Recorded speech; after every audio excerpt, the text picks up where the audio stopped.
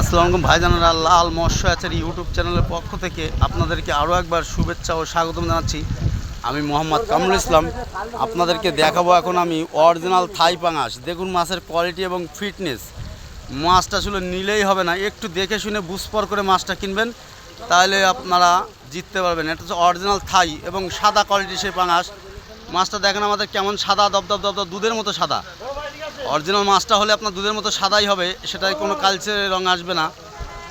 দেখুন আমাদের মাছের কোয়ালিটি দেখুন, আপনারা মাছ কিনুন আর না কিনুন, মাছের কোয়ালিটি এবং মাছের ফিটনেস দেখুন। অরিজিনাল থাই পাঙাশ এবং সাদা কোয়ালিটির সেই বোয়ালে পাঙাশ যেটাকে বলা হয়, এটা হলো সেই মাছটা। মাছ কিনুন দেখে শুনে, 10 জায়গা দেখে মাছ কিনুন, তাহলে দেখুন এই মাছটা আমাদের সাতক্ষীরার উদ্দেশ্যে এখন গুনতি হচ্ছে। মাছটা পাঁচটা পাঁচটা করে আমরা কীভাবে মাছটা গুনে থাকি, এটাই শুধু আপনারা একটু দেখুন।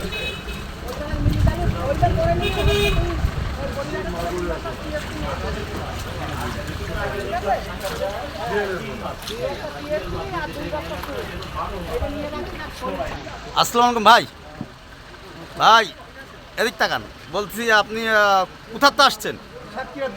আচ্ছা, এই মাছটা কয় হাজার মাছ নিচ্ছেন এখান থেকে? 4,000, অনলি 4,000।